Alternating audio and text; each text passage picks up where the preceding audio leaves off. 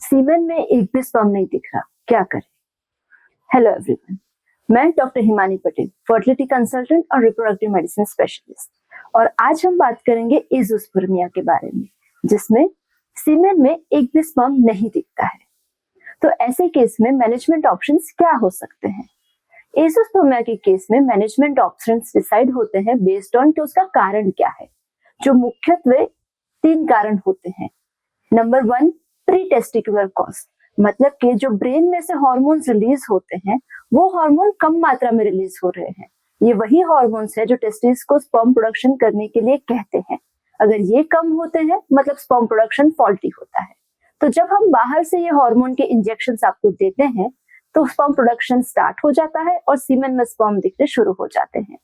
Second cause के post testicular, sperm production तो हो रहा है बट सीमेन इजैकुलेशन के पाथ में कहीं पे ऑब्स्ट्रक्शन है जिसके कारण सीमेन में स्पर्म नहीं दिख रहे हैं। तो ऐसे केसेस में सर्जिकली ऑब्स्ट्रक्शन रिमूव किया जा सकता है या फिर टेस्टिस में से डायरेक्टली स्पर्म ले सकते हैं, जिसे टीजा कहते हैं, और फिर उसे आईवीएफ के लिए यूज कर सकते हैं।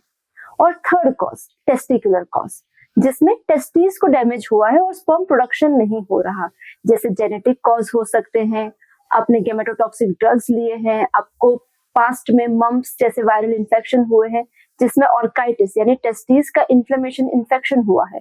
ऐसे केसेस में टेस्टिस की स्पर्म प्रोडक्शन कैपेसिटी चली जाती है। इन केसेस में भी सर्जिकली स्पर्म रिट्राइवल का ऑप्शन होता है। सो इम्पोर्टेंट थिंग जो याद रखनी है कि हर एज़ोस्पर्मिया के केस में डोनर स्पर्म लेने की जरूरत नहीं पड़ती है। काफी सारे केसेस में खुद के स्पर्म से एम्ब्रियो बनवा के आप अपने बायोलॉजिकल चाइल्ड के फादर बन सकते हैं। सो एज़ोस्पर्मिया के केस में आप अपने फर्टिलिटी कंसल्टेंट के साथ बैठिए, डिस्कस कीजिए आपका केस, ताकि साइंस आपकी हेल्प कर सके। Thank you.